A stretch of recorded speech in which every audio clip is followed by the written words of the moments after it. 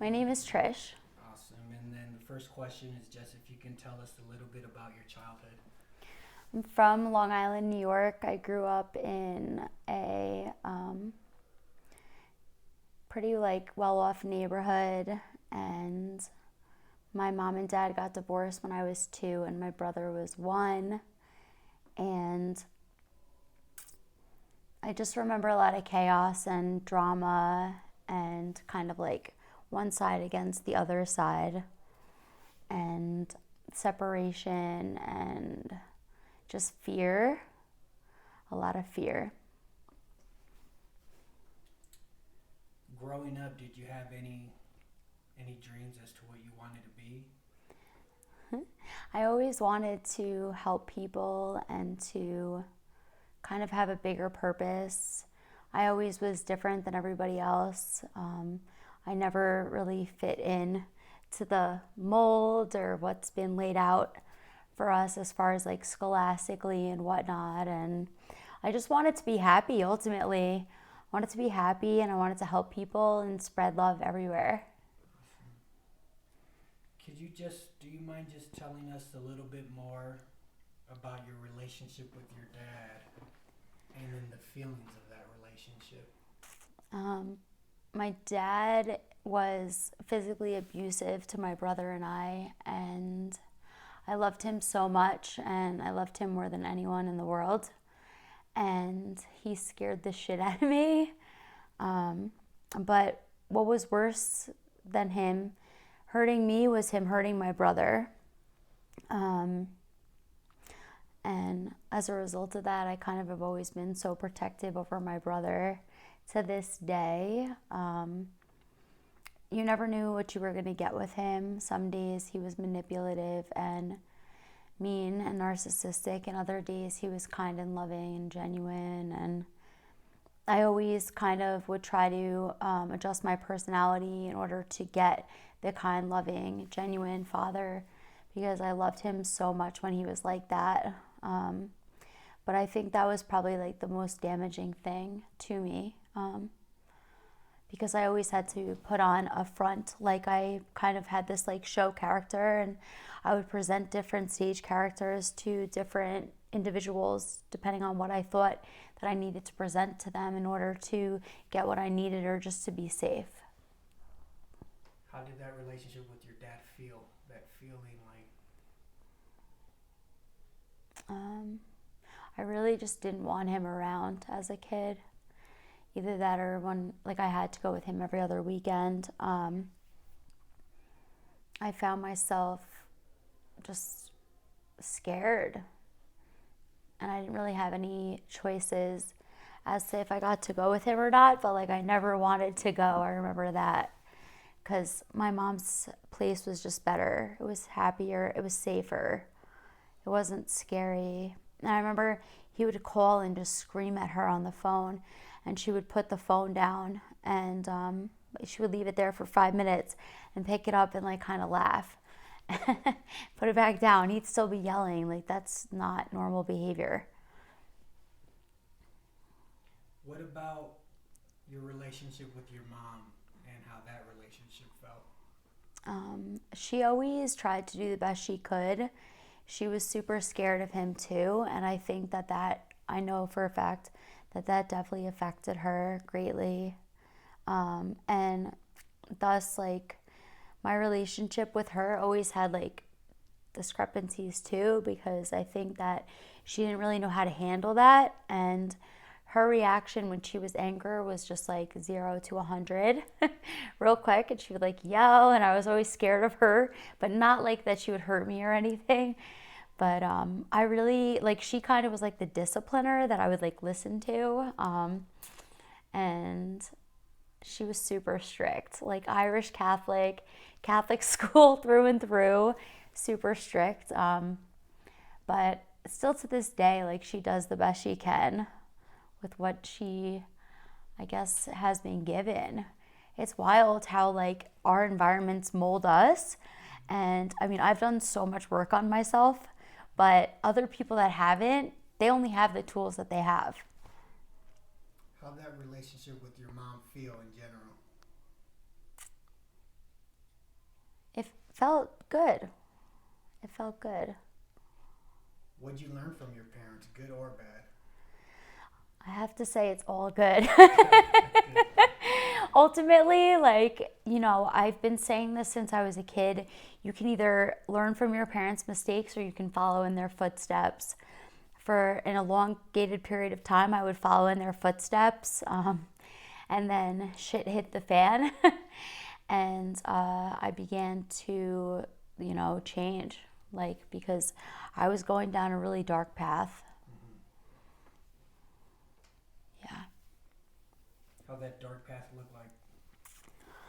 Drinking, drugs, sex, partying, clubs, late nights, all nights, lasted for days. I'm a recovered drug addict and alcoholic. My sobriety date is November 17th, 2014. I haven't picked up any drugs or alcohol since then. And the reason is because on November 16th, 2014, I sniffed a lot of cocaine and I took not ecstasy pills.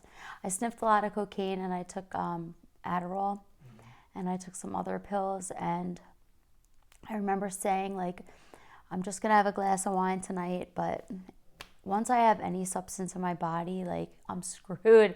You never know what's going to happen. Whether it's going to really be one drink or if it's going to go on for days, But that's just like, it's crazy. And like, I'm crazy. Like, I like try to like throw myself in front of cars and like homicidal, suicidal, like angry, like people today know me as a freaking unicorn, like, no way, Trish, that was not you.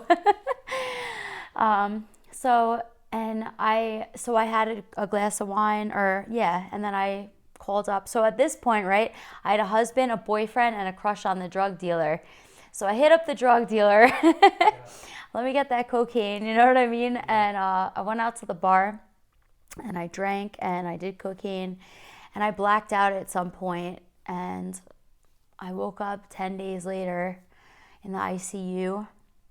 I was hooked up to all sorts of like wires and stuff, and I remember them taking the tube out of my throat.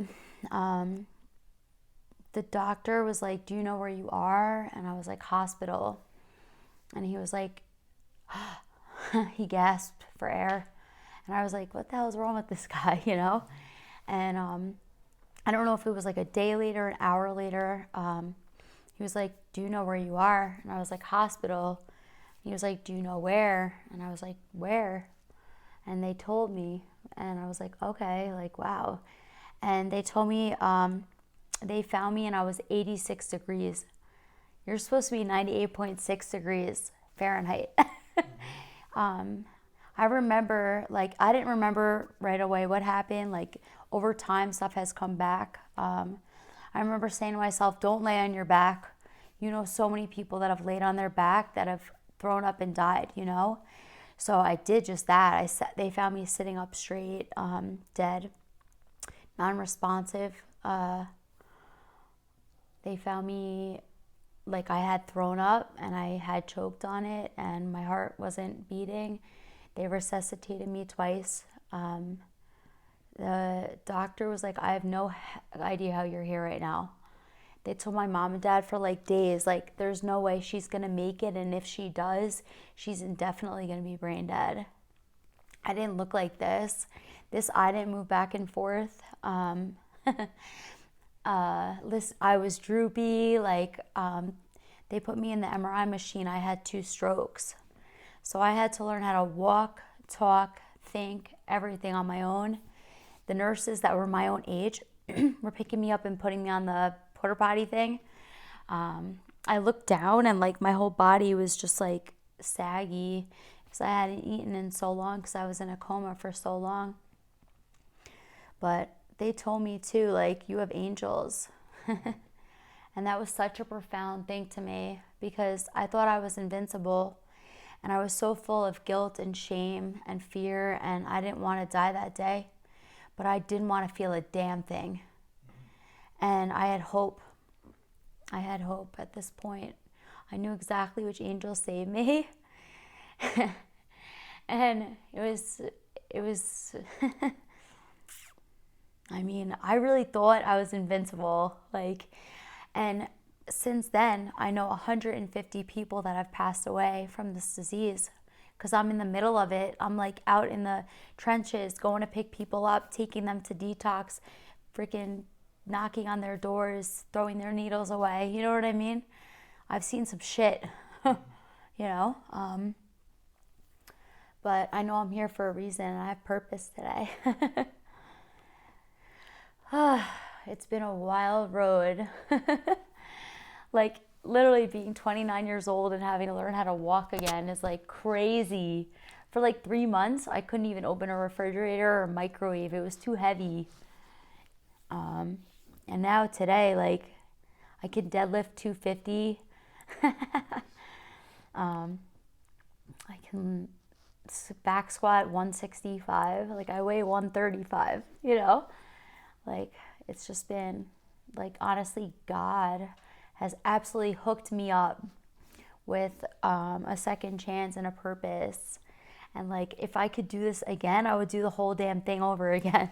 Because it's like having a purpose, there's nothing like that. I think we'll go back into that within the questions. Yeah, I went on a tangent. But briefly, if you could just say briefly, what is your purpose?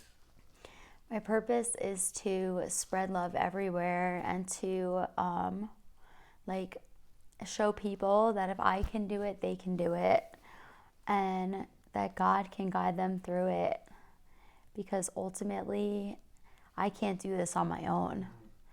And I always thought that I was alone, and I never really am. And that's been so powerful. So just switching gears, would you mind telling us about your first love and how that felt? And it's whatever you associate as your first love. And the hair's on the mic. So whatever you associate as your first love. It can be a person, it can be a hobby, it can be anything. My first love was my grandma.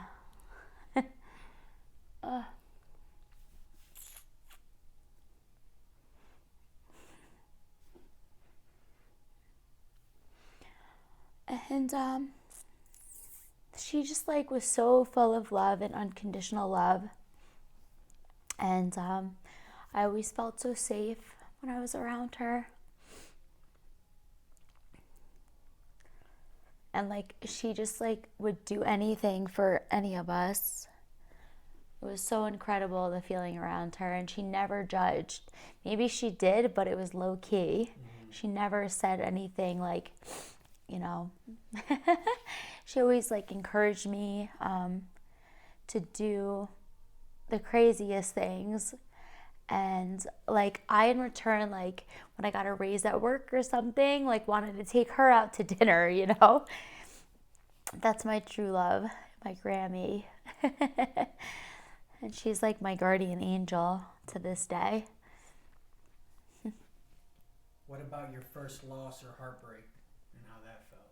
Whatever you associate as your first loss or heartbreak.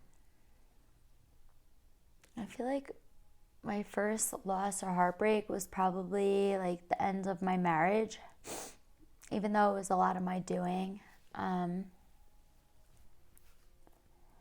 I just thought that that would go on forever, and I didn't think that we would ever be apart, because it was like so deep, our connection. Like we didn't even have to say anything. It was like just unspoken telepathic communication. And when I like left and ran away, like I was totally broken. That was definitely the worst heartbreak to this day. How'd that feel? Like running away and being heartbroken? It felt really lonely, because I built so much of a life with that person and around that I didn't really know who I was without that, and I didn't know like how I could even express to anyone that it was ending. Like it was so traumatic, having such big families and stuff, like, and being a mesh with like having the families, and I was so scared that that I was hurting so many people, not just myself and him. Who would you say first taught you love, and how? And definitely my grandma. She was just so amazing, and she didn't even say that much. She would just listen, I feel like, and she would always go above and beyond. She would cut up apples for us. And that was so special. I still cut up apples to this day and eat them. Thinking about her. If I wanted macaroni and cheese and my brother wanted grilled cheese, she'd make both. It was the simplest things, but I equate love still with safety. What's love to you now versus what it was to you as a kid? How do you contrast those different loves, and how do those different loves feel? Wow. Love to me now is self-love. That's where it starts. Love of God and love of myself. I've done so much work to find self-love and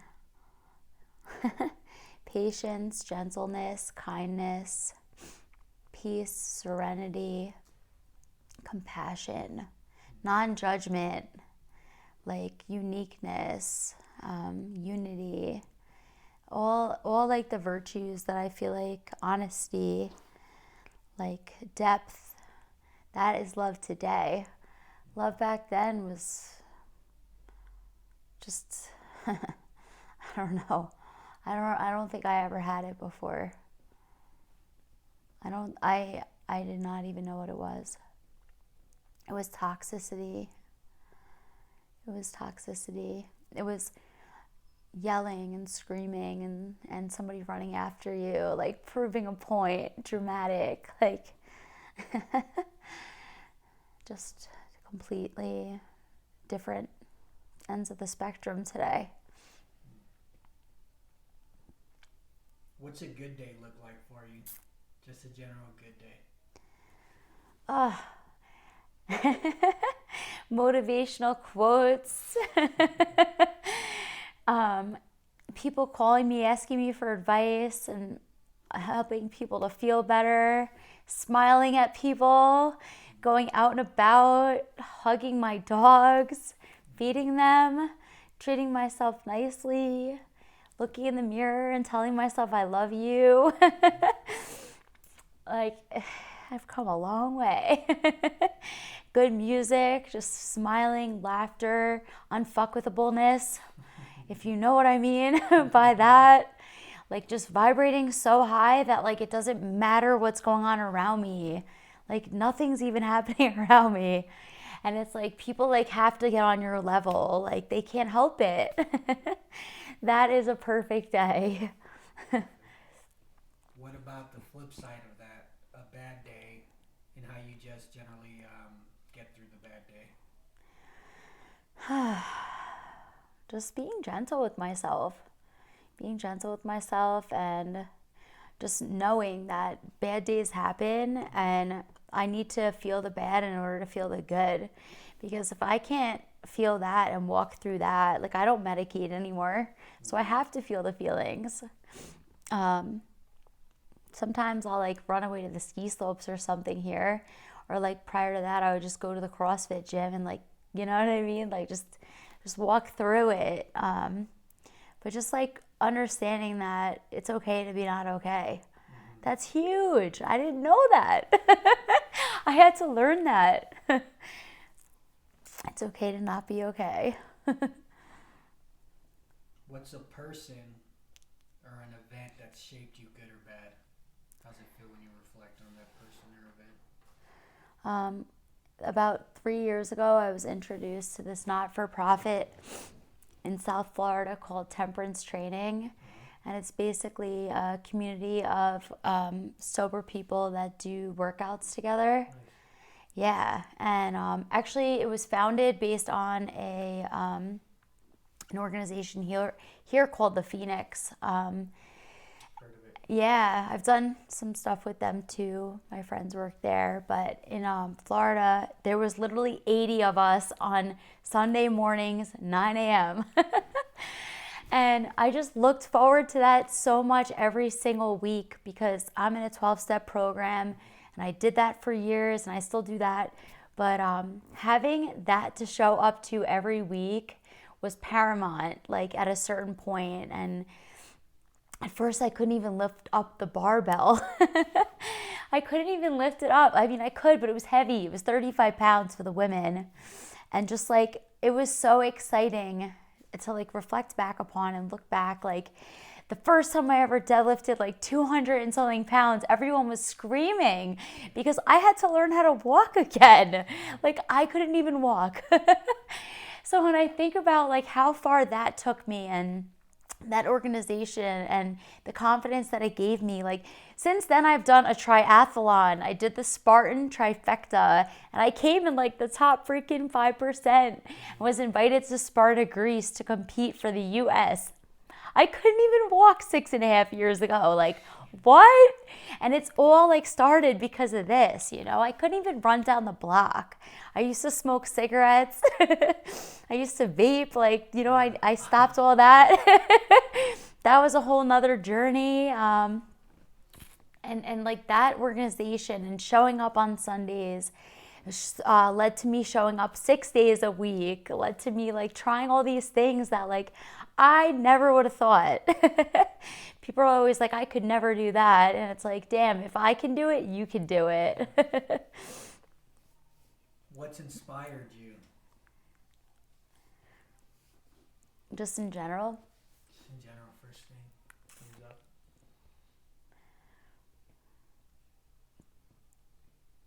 Like just manifesting things. Like being proven over and over again that I can get through it, and manifesting things like that if I put my mind to it, it happens. Sometimes I have to do belief work behind it, and like replace beliefs like I can't with I can, or like I'm scared with like I got this. But like just being proven, like my track record, like is what inspires me. What's the biggest thing you manifested? Moving to Colorado. What's been a humbling experience for you? And can we go into the emotions of that experience? I always kind of like use my looks to get by, whether it was like when I was interning on Wall Street or working with like, you know, like investment banking and stuff like that in New York. When I woke up from the coma, I looked in the mirror and my eye didn't move back and forth and my entire body was like depleted. I was like, damn, like that was so humbling. That was so humbling. It was like, you don't have like that to work with anymore. Like you're gonna have to figure out something else. So how do you, I mean, I know a lot of us can dive into our physical appearance. Yeah. And we end up equating that with our, obviously it meshes with our ego and stuff like Yep. that. And then once that Ego. goes away, it's like you got to figure yourself out again. Mm-hmm. Because a lot of times you can lead with your looks or you can lead with your physicality, and when that goes away, you do got to search deep Yeah. into who you are. So what are some of the things you did to actually find out who you are in your essence versus your appearance? Amazing. Thank you for asking me that. So I didn't date anybody for 4 years. I didn't even kiss a guy for 4 years. Like one little mishap in the in-between one. But I literally just spent time like working on myself and helping others. And that's how I get rid of my ego, because I mean, my ego crops back up all the time, you know. And ego is edging God out, you know. And it just it's really like a whack-a-mole, you know. Once I hit one thing down, another thing pops back up. Like whether it's like self-centered fear or like, yeah, I mean, I'm forever working on myself. I try to do like a daily inventory where I'm like, all right, like where did I feel uncomfortable, or what could I do better, or who do I owe an apology to? Because that happens a lot. And especially like when I moved out here, I had a whole new set of weird things pop up, like protection. It's like a protection, it's a facade, it's a front that I put on because I'm super insecure deep down, as like. Have you seen, I had a moment where, like I had to find worth outside of external things. Have you not found that the way you get your worth now, connected to helping others and then connected with yourself, is much more rewarding than how you used to get your worth?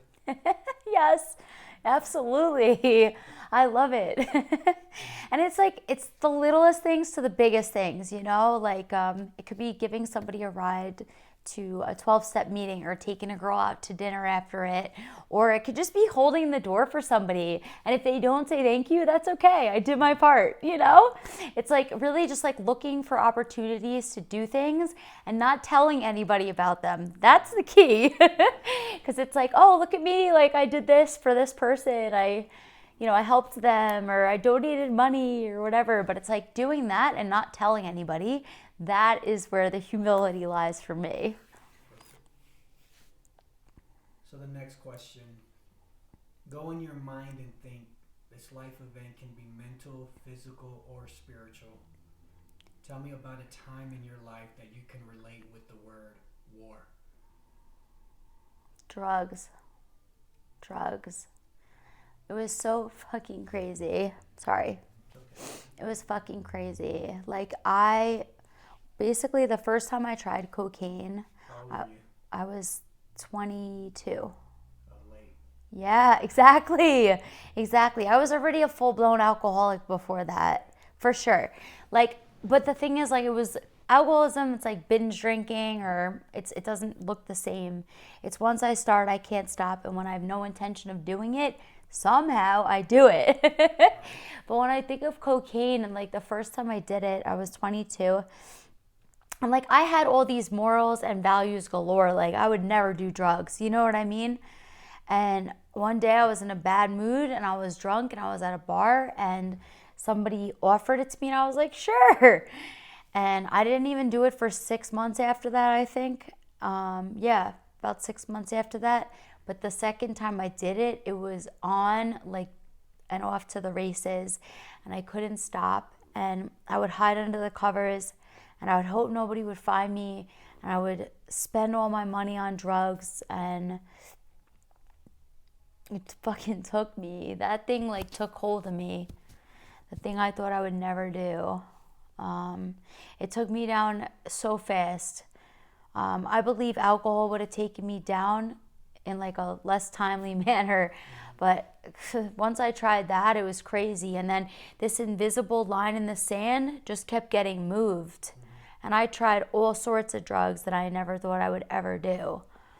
That is like the worst war. And it was like, I wanted to ask for help. This is war. I wanted to ask for help so badly, but I was so ashamed because I swore I would never do that. Like, who was I going to tell? Like, forever they were like, don't do drugs, It was like, alcohol is acceptable, right? Like, even encouraged, like where I grew up. But drugs, like, you did that? Like, no way. You're like trash, or you're this or that. And I just couldn't believe that I was living in this body and I was addicted. And I just couldn't stop.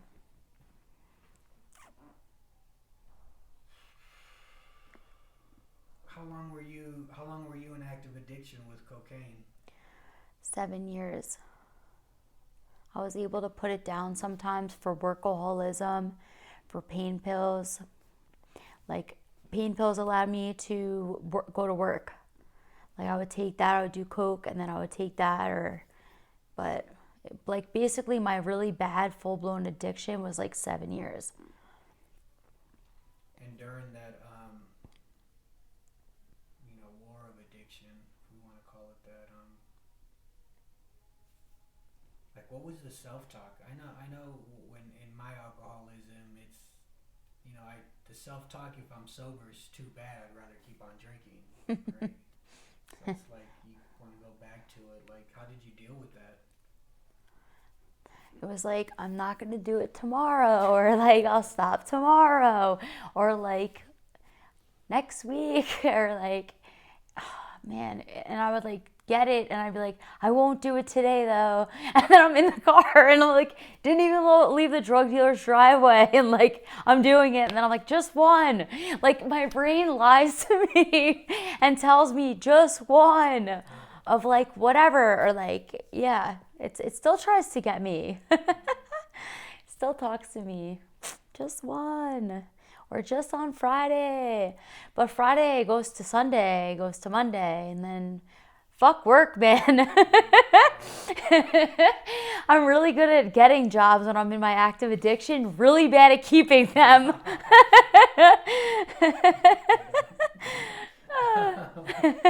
So the next question, go in your mind and think, this can be mental, physical, or spiritual. If you can tell us to a time that you can relate to the word peace. I feel peace right now. Today was a huge day.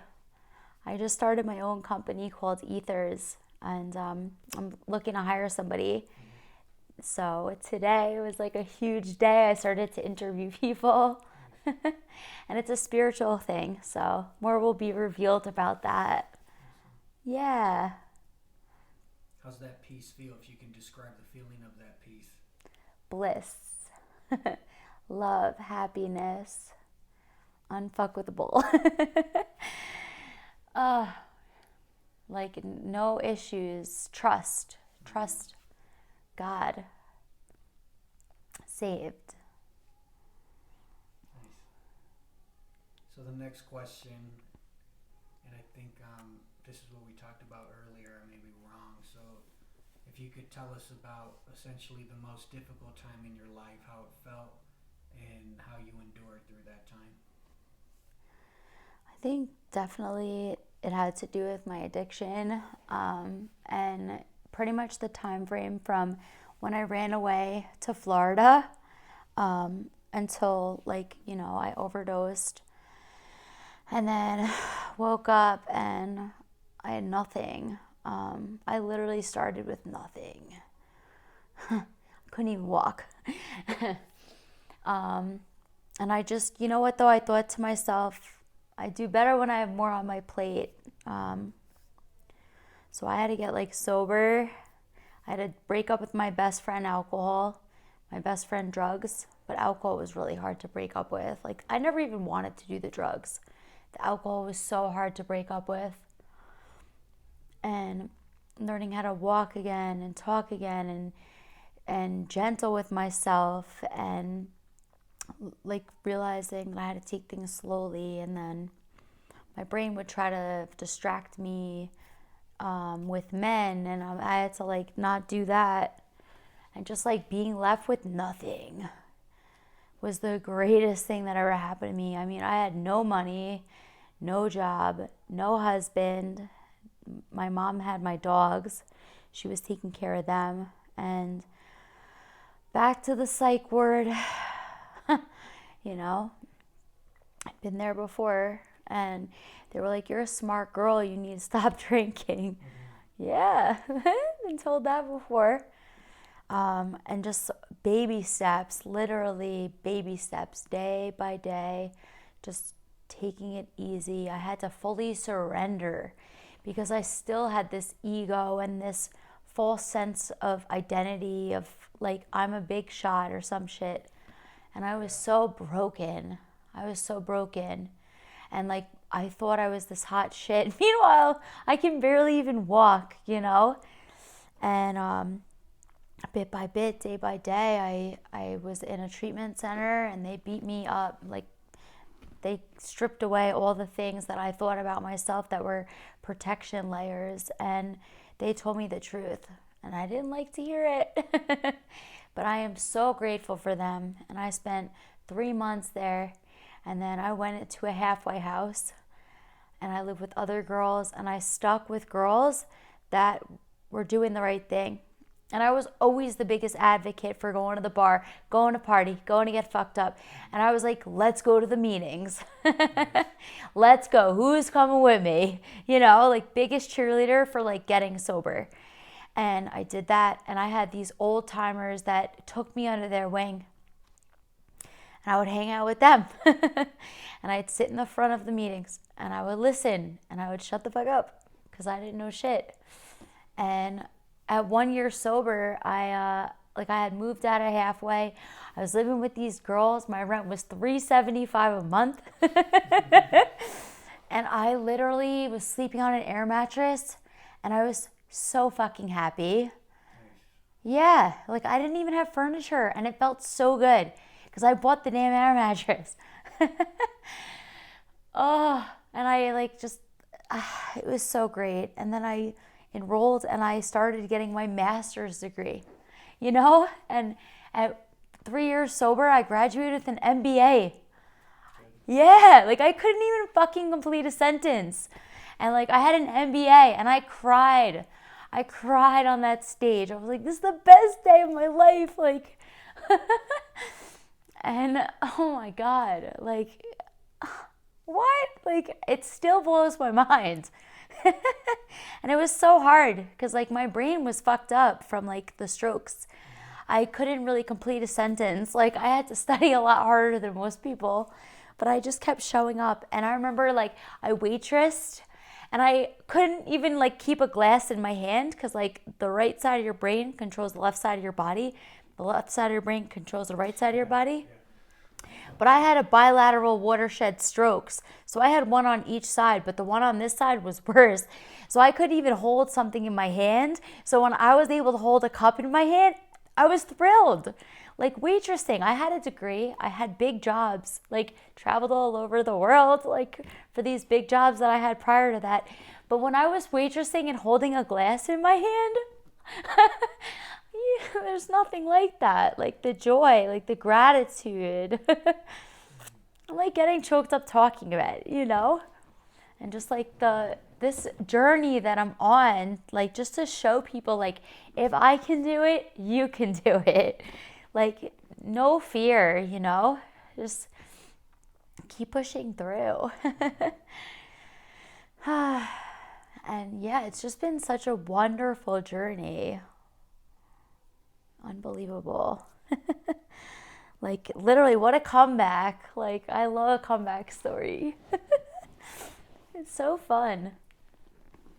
And if I could do this, I could do anything really. I mean, So being on this, there's so much there, right? 'Cause yeah. we're going towards the back end of the questions now. Then the rest are kind of answered more quickly than anything. Um, I know there's so much more like in the sobriety, in the mental health, and then pushing yourself out of that mentally, right? The biggest part is you have to believe at some point. At some point, right? You have to believe that there's something better for you. So did you have a moment of belief that, hey, there is something better for me that was a catalyst for you to continue on your journey to where you're at now? Because a lot of people embark on this sobriety journey, mental health journey, or even life journey in general and give up. Yeah. And just stay stuck. Not give up to the extreme where maybe, which we know happens, suicide, all those things. So, yeah. But some people give up and don't believe in anything more, and then there's no more progression in a lot of levels, you know? Mm-hmm. So for you, I think us, when we've been through extreme life experiences, it gives you a bigger point of view. Yeah. And you can then use that as a very stark contrast, like, hey, I'm not there anymore. And one, I don't want to be there. Mm-mm. It's more scary to be where I was than the fear of not knowing what's ahead. because I trust that what's ahead is good. I know for a fact what's Hell back yeah. there is freaking horrible, right? Yeah. So what was your like belief where you were like, hey, I can get my MBA, I can get sober? What were those moments where you had like, yeah, this can really happen? So, like, I always had these dreams since I was a kid. And I think that we're all born with these dreams because I think God gives us these dreams. Like, we don't have these crazy ideas for nothing. We were born with them so we could do them, you know? Most of the world is like, oh, let me tell you every single reason why you can't do this, right? When you tell somebody, like, I have this dream and I'm going to make it happen, they're like, well, you shouldn't do it because this. You'll fail this. It's like, yeah, that's just normal human nature. And I'm just not wired like that. like I'm just not wired like that. And like it's really baby steps. Like it's always like, all right, what's next? What's next? What's next? Like I get bored. I always have to be doing something profound. It's like, what is she up to now? You know, like, yeah. And just keep telling my story. Like, I want to be able to give somebody a story to look up to. Like, that's really all that matters.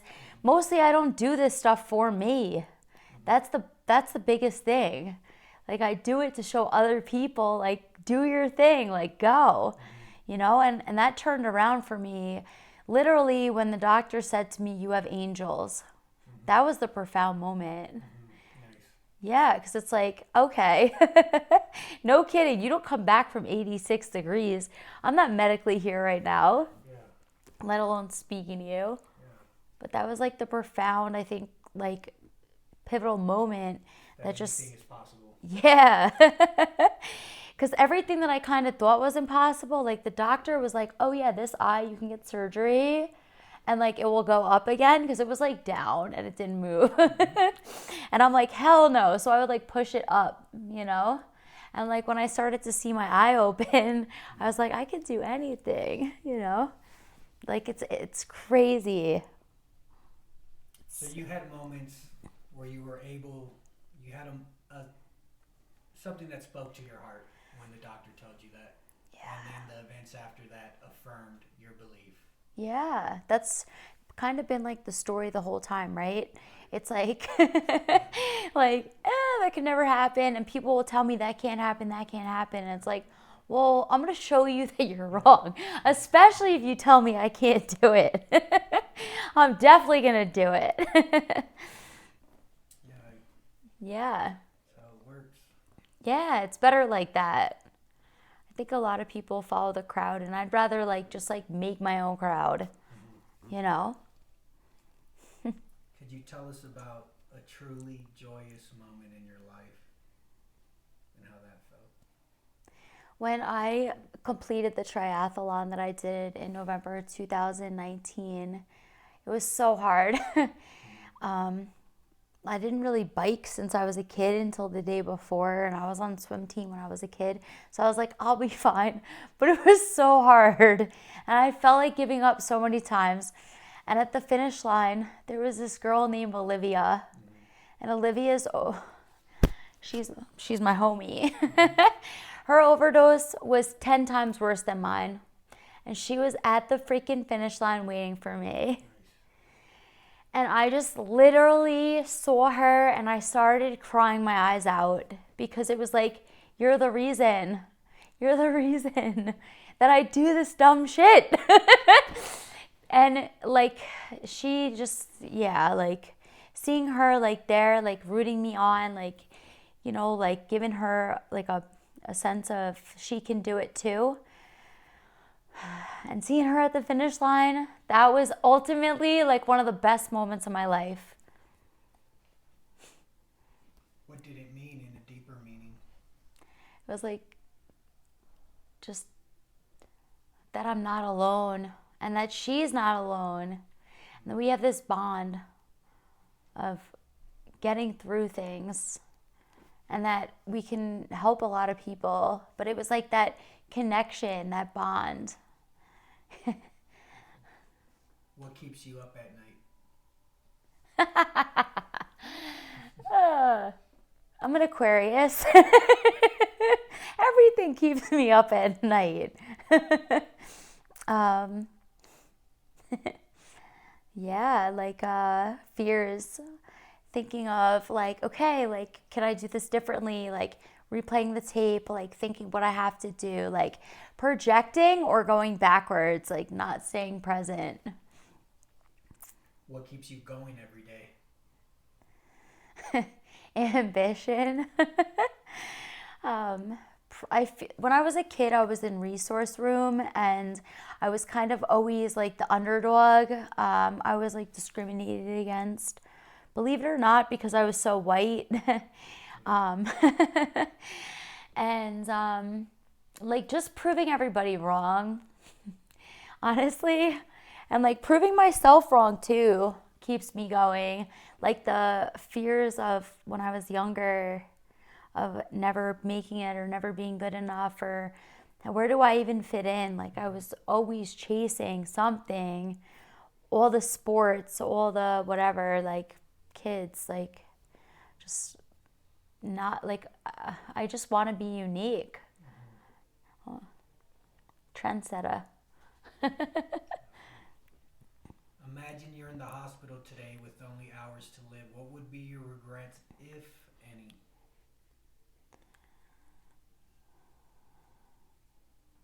I don't think I would have any regrets. Okay, maybe that I didn't rescue more dogs because I literally love animals so much. Um, and I just want to be surrounded by the love of them. But I really don't have regrets. Like, I believe that I literally actually chose this exact life to come into to learn whatever I needed to learn. Like, when I look at my body, it's just a vessel. Like, souls are so big. Like, when I look at you, like, your soul is what I see. It's not your body. Like, it's just, there's such a big purpose for each person. And there's really nothing to regret.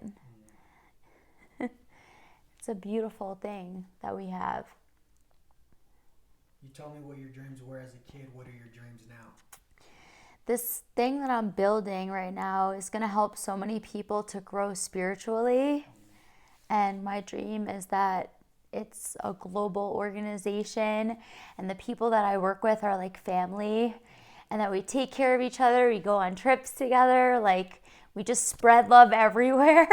Love in abundance. That's like my like motto. Love for everybody, love for me, abundance for everybody, and abundance for me. Like, just ultimately, like, for people to learn about spirituality and for like spiritual businesses to grow, and religious, for people to really just be able to make up their own minds for themselves instead of what they're fed through like social media platforms and all this other nonsense. I won't get political because who cares? But just like literally for people to be able to like have a place to go to learn, like about spirituality and religions and combinations of all of it, and love. Like, love is the bottom line. And I definitely pray and hope and know, because I'm already manifesting it, it's happening, that this is going to happen and people are going to like be able to like just be a better version of themselves. And I love that. You're the co-author of your life book. What's your picture perfect ending, if you can envision it? Surrounded by animals, sponsoring children in Africa and all over the world, because I had the opportunity to do that this year and it's amazing. There's an organization called World Vision, and when I have my whole organization set up, like, I want a huge amount of proceeds to go to them and the children. And I'm also doing a 3.7 mile run on May 22nd. And all the proceeds, like, I like to like raise money for like just they're getting clean drinking water ultimately, and that's amazing because we're freaking spoiled. Just like a woman that like literally like gave her life to helping as many people as possible, and animals too, and was just surrounded by so much love, and like just died with a big smile on her face, and sober. Like, I just hope that I never do anything for the rest of my life, because if it talks me back into it, like it tries to sometimes, then it's all over. So my purpose has to be bigger than my disease, I guess, if you want to call it that.